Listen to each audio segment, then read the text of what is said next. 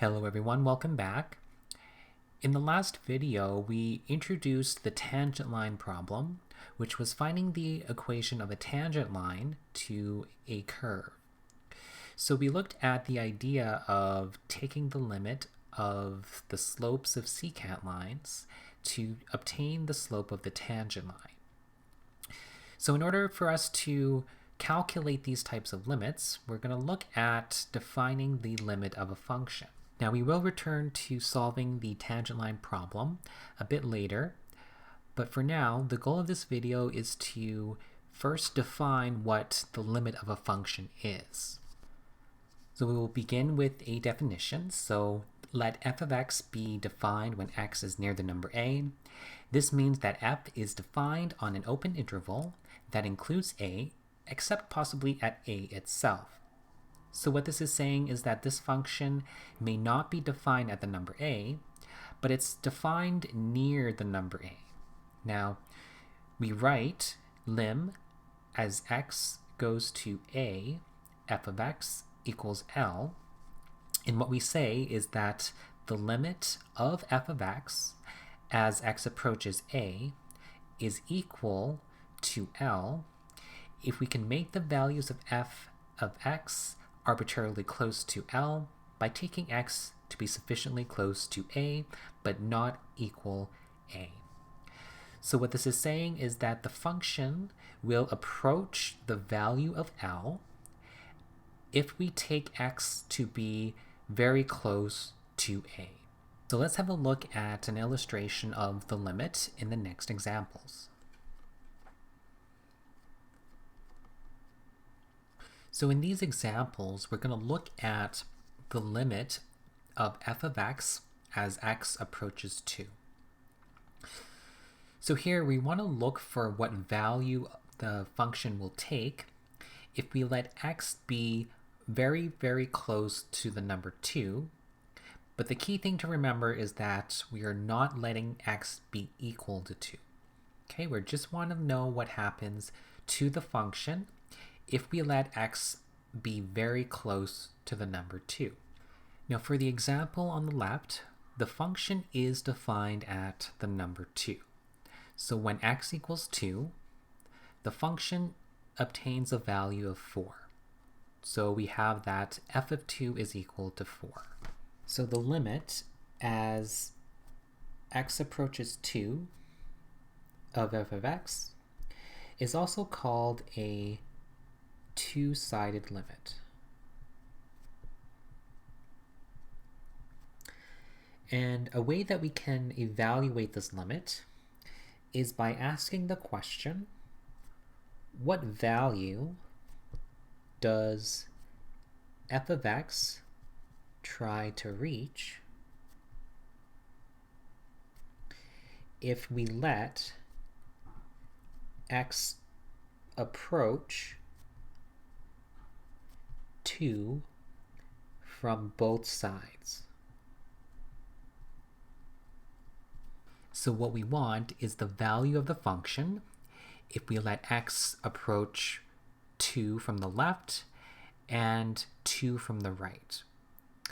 So the easiest way to look at the limit graphically is to trace along the curve from both the left of 2 and from the right of 2.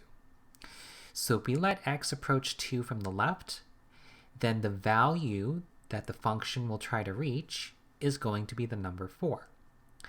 Similarly, if we trace along the curve from the right of 2 and let x get very close to number 2, then the function will try to reach the number 4.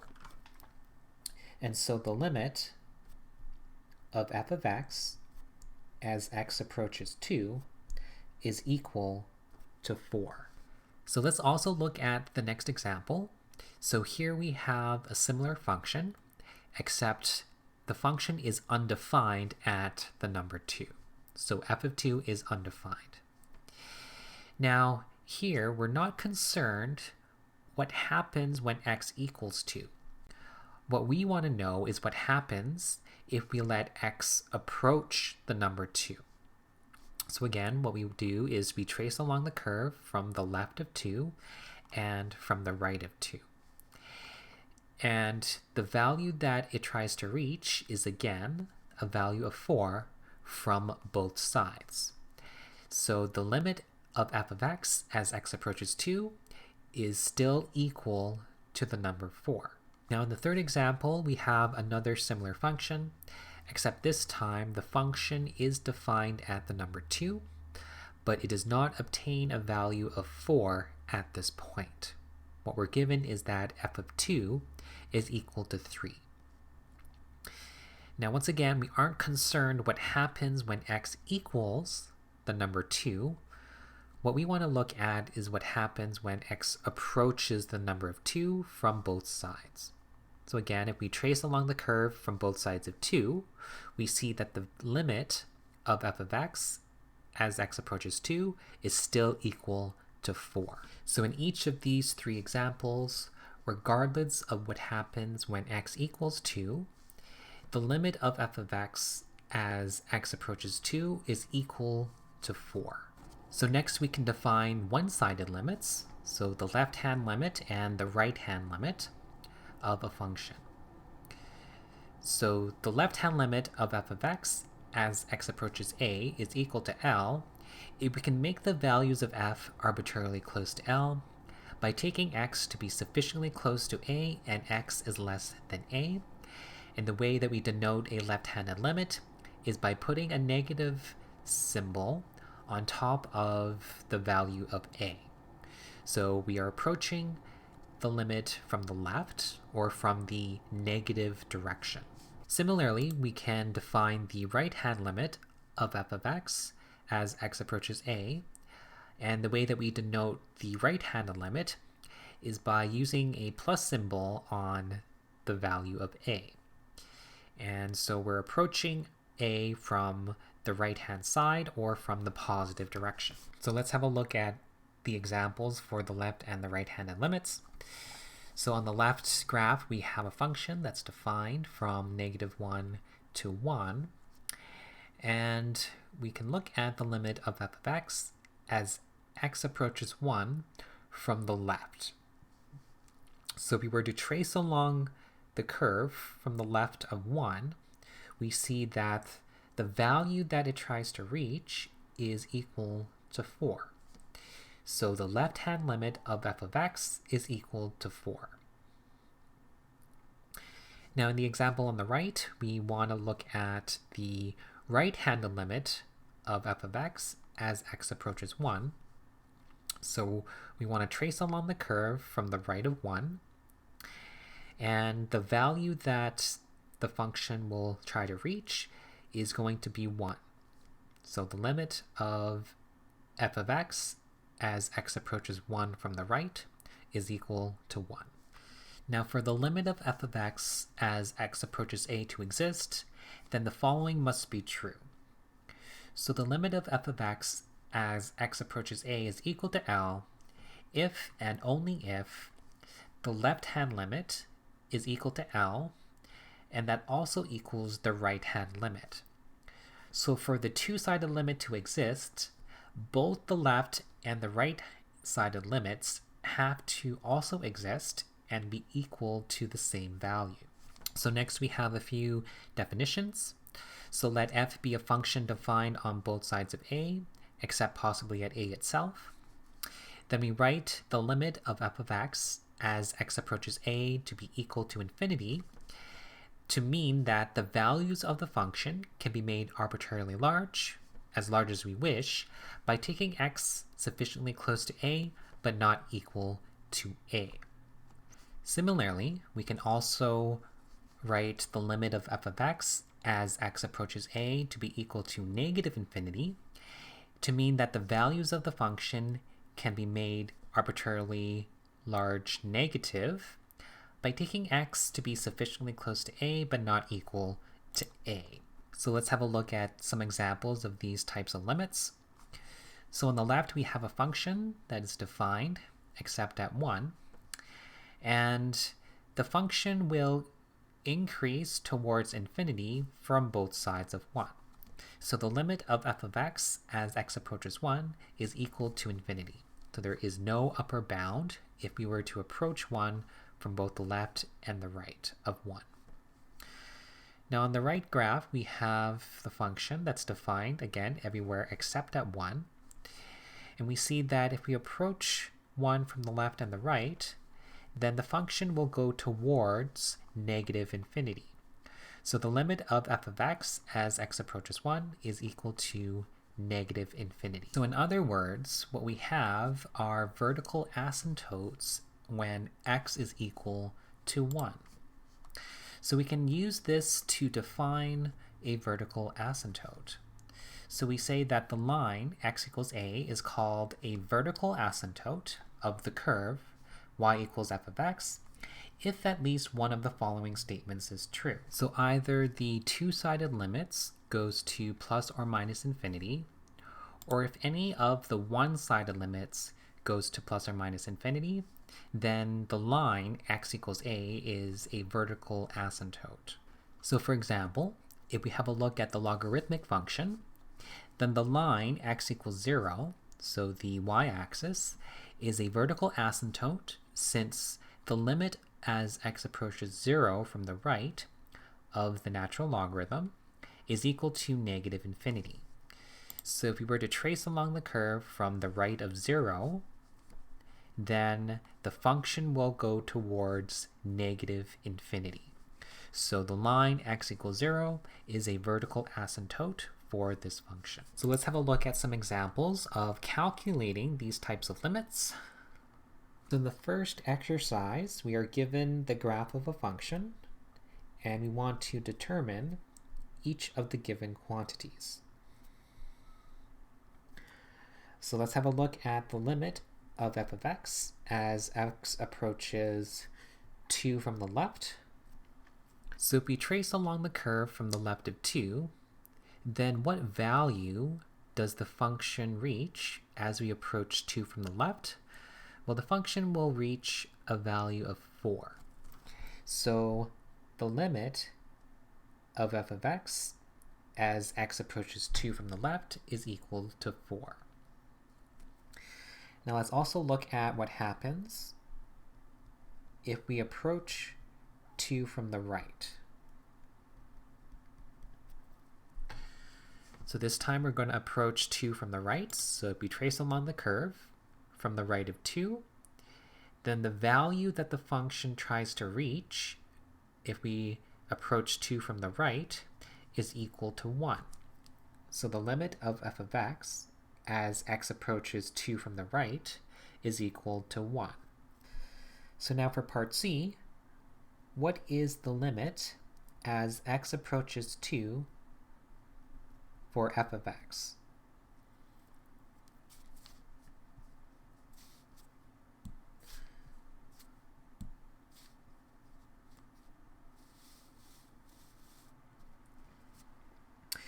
Well, this is a two-sided limit. Now, in order for the two-sided limit to exist, the left-hand limit must be equal to the right-hand limit. So what we have for the left-handed limit is 4, and the right-hand limit is equal to 1.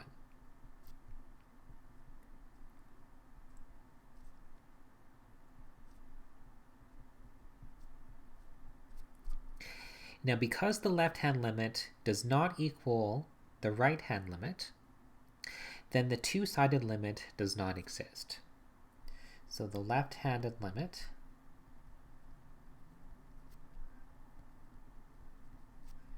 does not equal the right-hand limit,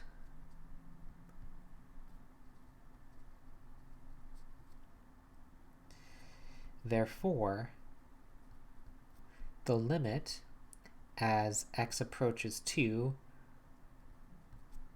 of f of x does not exist.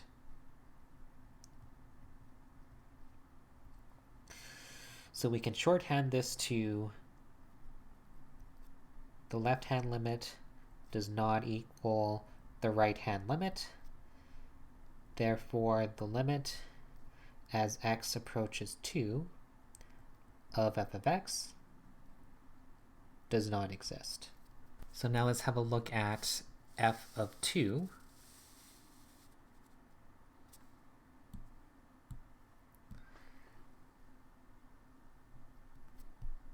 So what is the value of the function when x equals 2? Well, when x equals 2, we see that we have a solid circle at this point, which means that f of 2 is equal to 4.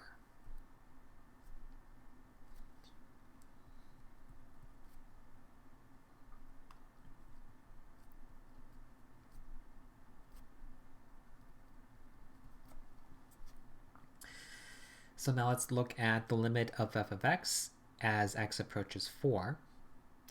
So what we could do is look at the left and the right-sided limits. So let's have a look at the left-handed limit. So let's approach 4 from the left.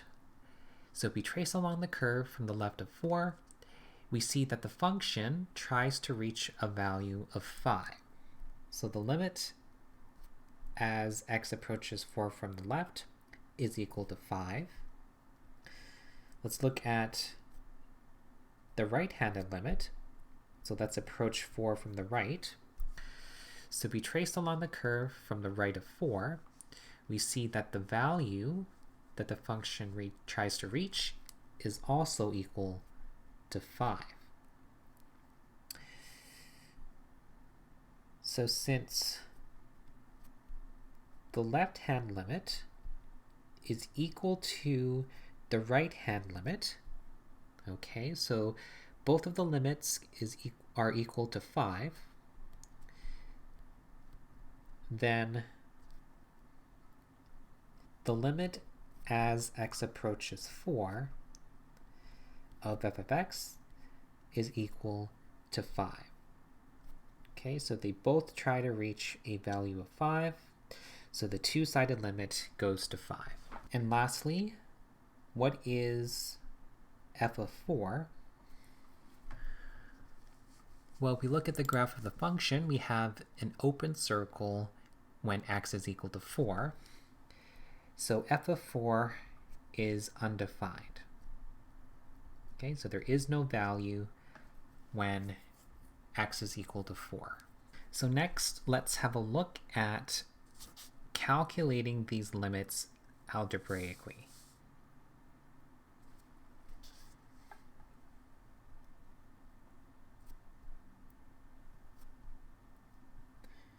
So we have the limit as x approaches -3 from the right of x plus 2 over x plus 3. So how do we evaluate this limit? Well, the first thing that we can try to do is substituting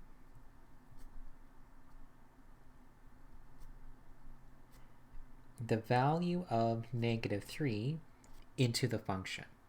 So what do we get if we substitute -3 for x? Well, what we'll get is -3 plus 2 over -3 plus 3. So in the numerator, we get -1, and in the denominator, we get 0. Now we have -1 over 0, which is undefined. However,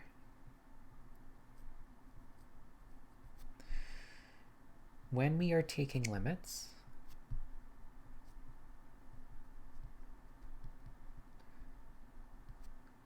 we are not letting x be equal to -3, but we're letting x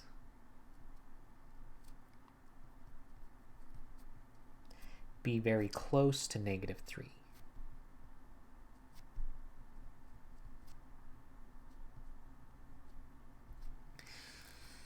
So since we're taking x to -3 from the right, so it's slightly a bit larger than -3, you can think of x being -2.9 repeating.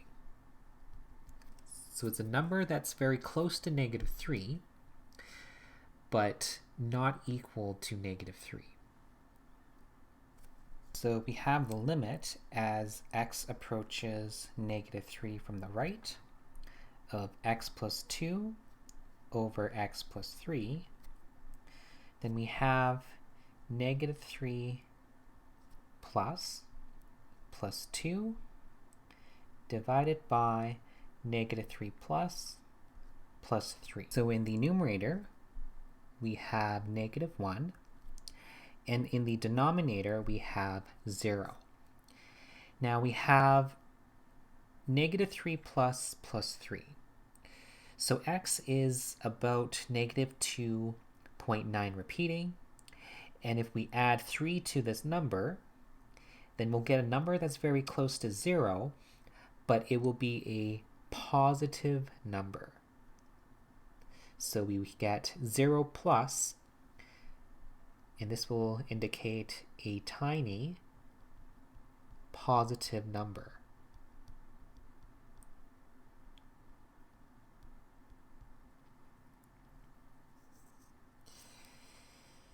So if we take negative 1 and divide it by a very small positive number, then we'll still get a negative number, but the number that we get is going to be very large.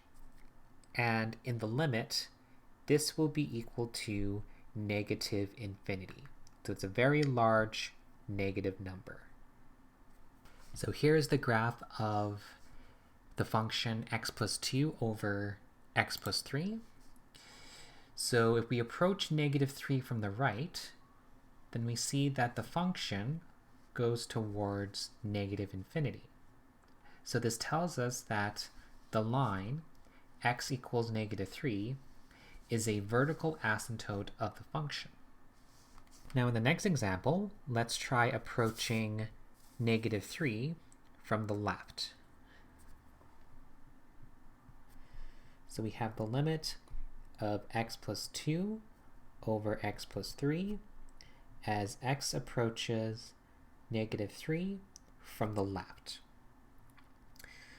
Okay, so again, if we try substituting negative 3 for x, we have negative 3 plus 2 over negative 3 plus 3. And we have negative 1 in the numerator and 0 in the denominator.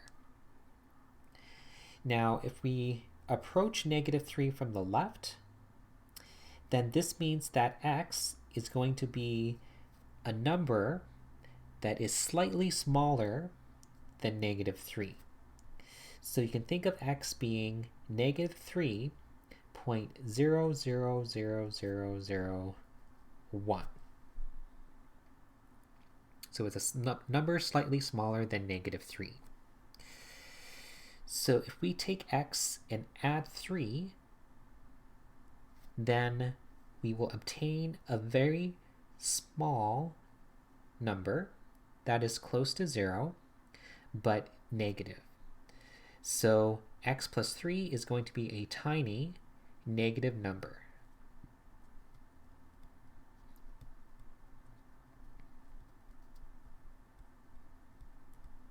So what we have is negative 1 divided by a very tiny negative number.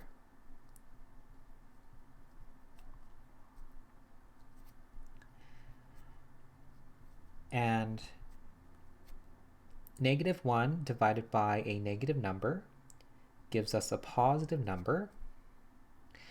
And 1 divided by a very small number goes to positive infinity. Okay, so we're going to get a number that's very large and positive. So again, we can look at the graph of this function. And if we approach negative 3 from the left, we see that the function goes towards positive infinity. So the limit as x goes to negative 3 of x plus 2 over x plus 3 goes to positive infinity. So again, we have a vertical asymptote when x equals negative 3. So in the next example, we have the limit as x goes to 1 of 2 minus x over x minus 1 squared. So we'll first try to substitute 1 into the function. So we get 2 minus 1 over 1 minus 1 squared, which is 1 over 0 squared. So 1 over 0, which is undefined. So now we may need to look at taking the one-sided limits. So we're going to check the limit as x approaches 1 from the left, and then as x approaches 1 from the right. So let's have a look at the left-handed limit. So we have 2 minus 1 over 1 minus 1 squared. So again, we have 1 over 0 squared. But now we need to look at whether the denominator is a tiny positive or a tiny negative number.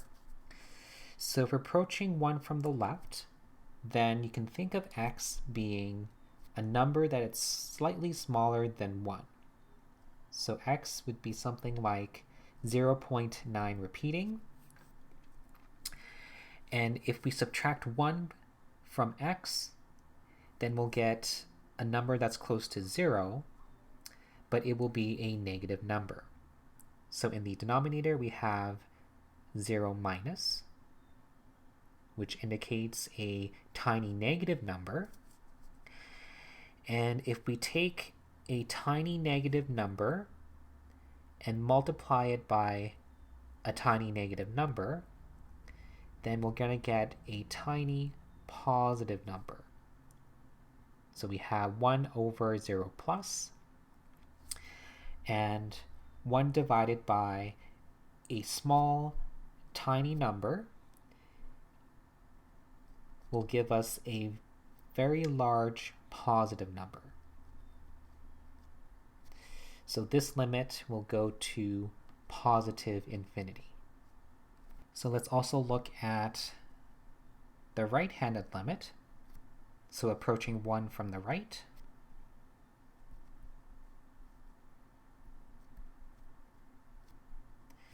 So we have 2 minus 1 over 1 minus 1 squared.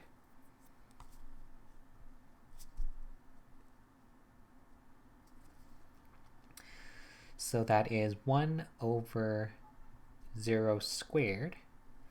And again, we need to determine whether this is a tiny positive or a tiny negative number. So if we approach x from the right of 1, then x will be slightly larger than 1. So you can think of x as being 1.00000001. So it's a slightly larger number than 1. And if we take x and subtract 1, then we're going to get a number very close to 0, but it will be positive. So what we have is 1 over a tiny positive number squared, and a tiny positive number squared is still a tiny positive number. So we have 1 over a tiny positive number, and in the limit, this will go to, again, positive infinity.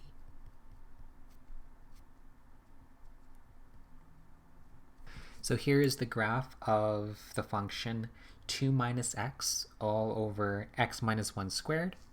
So we approach 1 from both the left and the right. We see that the function goes towards positive infinity from both sides.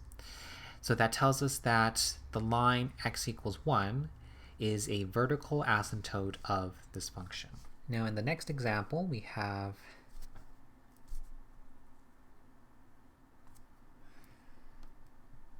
the limit as x goes to 2 from the right. of x squared minus 2x minus 8 all over x squared minus 5x plus 6. So before we substitute the value of 2 for x, let's try and simplify our expression first. So we have a quadratic in both the numerator and denominator, and let's see if we can factor these. X squared minus 2x minus 8 can be factored as x minus 4 times x plus 2. In the denominator, we can factor x squared minus 5x plus 6 as x minus 3 times x minus 2.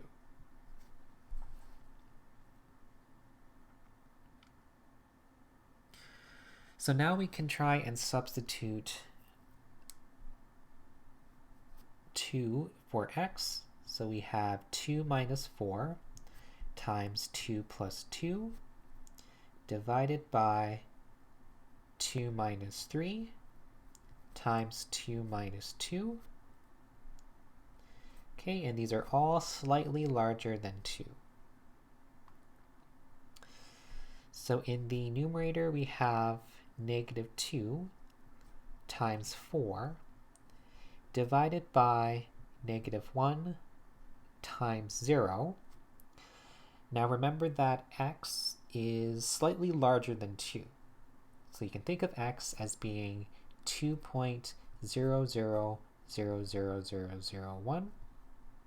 So if we take x and subtract 2, then we're going to get a number that's very close to 0, but it will be a positive number.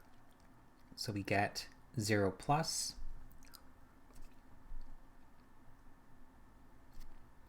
So now let's simplify. We have negative 8 in the numerator divided by negative 1 times a tiny positive number, which will give us a tiny negative number. So we have 0 minus in the denominator. And if we take a negative number and divide it by a tiny negative number, then we'll end up with a positive number, and it will be a very large positive number. So this will go towards positive infinity. So here is the graph of the function x squared minus 2x minus 8 all over x squared minus 5x plus 6. So what we calculated is the limit as x approaches 2 from the right, and we see that the function approaches positive infinity as x goes to 2 from the right. In the next exercise, we'll look at finding vertical asymptotes of functions by using limits. So here we have our function x squared plus 1 all over 3x minus 2x squared.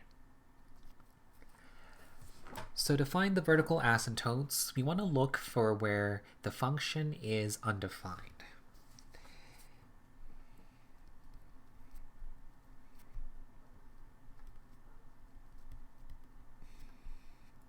And the function is undefined when the denominator is equal to 0. So when 3x minus 2x squared is equal to 0. So if we solve the equation for x, then we can locate when the function is undefined. So here we have a quadratic, and we are able to factor an x out of both of these terms. So we have x times 3 minus 2x is equal to 0. Now if we solve for x, we get that x is equal to 0, or 3 minus 2x is equal to 0. So we solve for x in the second equation, we get that 3 is equal to 2x, or x is 3 over 2. And so this tells us that the function is undefined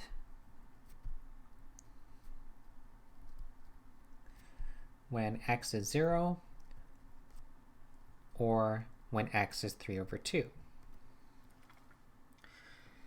So now we're going to check the one-sided limits at these 2 points.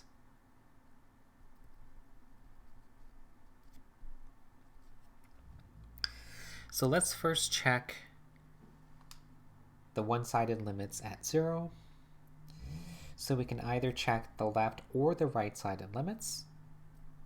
So let's have a look at the right-sided limits for this function.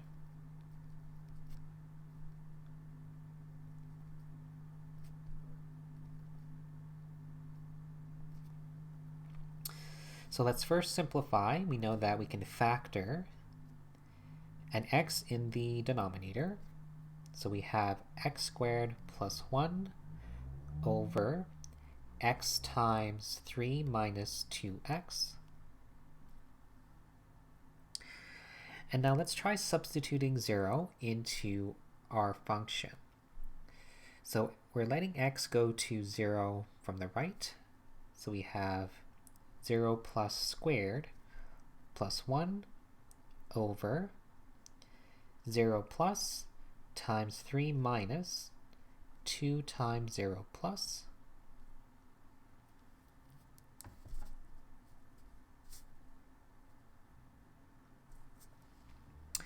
So in the numerator we have 1 over 0 plus times 3.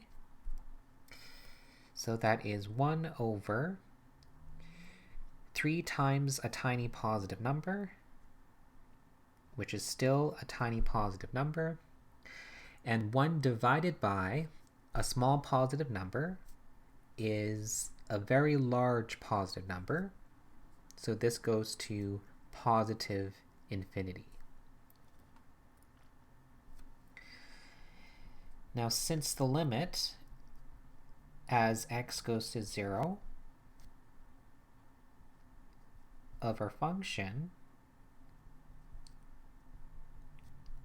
goes to infinity, then we know that the line x equals 0 is a vertical asymptote.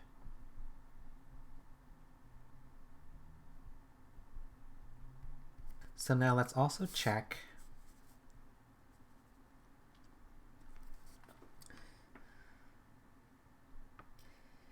the limit as x goes to 3 over 2. And again, you can either choose to check the left or the right-sided limit. So let's have a look at, say, the right-sided limit.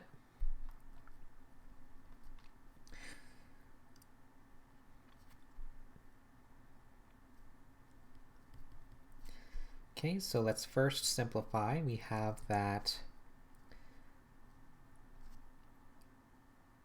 the limit as x goes to 3 over 2 from the right of x squared plus 1 over x times 3 minus 2x. So now let's substitute 3 over 2 for x. So we have 3 over 2 plus squared plus 1 all over 3 over 2 plus multiplied by 3 over minus 2 times 3 over 2 plus.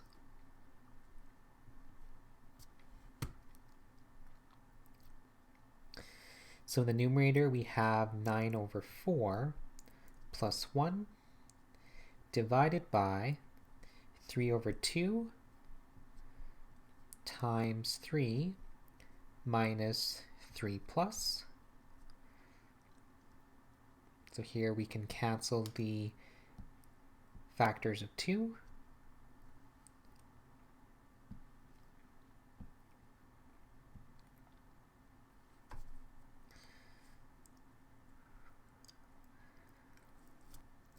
So in the numerator, we get 13 over 4. And in the denominator, we get 3 over 2 times 0. Now 3 minus 3 plus, so 3 minus a number that's slightly larger than 3, will give us a negative number, and it'll be very close to 0. So we get a tiny negative number. So then we have 13 over 4 divided by 3 over 2 times a tiny negative number. We still end up with a tiny negative number. And a positive number over a tiny negative number will give us a large negative number. So we end up with negative infinity. And since the limit as x goes to 3 over 2 plus of x squared plus 1 over 3x minus 2x squared is equal to negative infinity, then the line x equals 3 over 2 is a vertical asymptote. So here's the graph of the function. So we determined that there was a vertical asymptote at 0 and at 3 over 2. So in our calculations, when we calculated the right-handed limit to 0, we ended up with positive infinity. And if we calculated the right-handed limit to 3 over 2, we obtained negative infinity. So this tells us that we have vertical asymptotes at these two lines. So let's have a look at one more example for finding vertical asymptotes. We have x over x squared minus 9. So the first thing we'll do is locate where the function is undefined.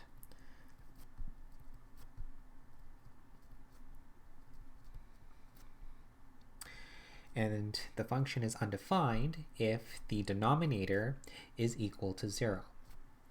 So we set x squared minus 9 equals 0, and then solve for x. Then we obtain the points for when the function is undefined. So we have x squared is equal to 9. So we take the square root of both sides. Remember, we have plus or minus. We end up with plus or minus 3 as our undefined points.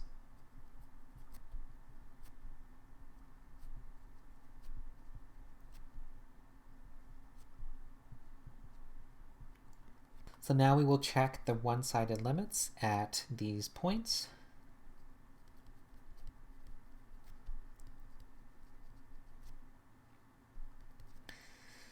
So again, we can check either the left or the right-sided limits. So let's check the limit as x approaches negative 3 from the right. Okay, so let's simplify. We can factor the denominator as a difference of squares. So we have x over x minus 3 times x plus 3. And now let's substitute our value of x. So we have negative 3 plus over negative 3 plus minus 3 times negative 3 plus a 3. So we end up with negative 3 over negative 6 times 0. Remember that x is slightly larger than negative 3 since we're approaching negative 3 from the right. So you can think of x as being negative 2.9 repeating. So if we take x and add 3, we will get a tiny positive number. So this will give us 0 plus. So negative 3 over negative 6 times a tiny positive number will give us a tiny negative number. And negative 3 over a tiny negative number will give us a positive large number. So this will give us positive infinity.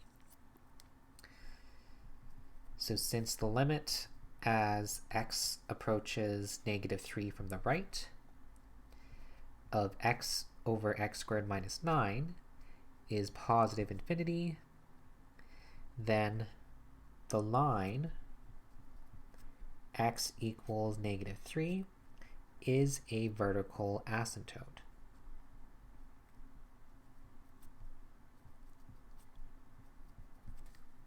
So now let's check the limit approaching positive 3.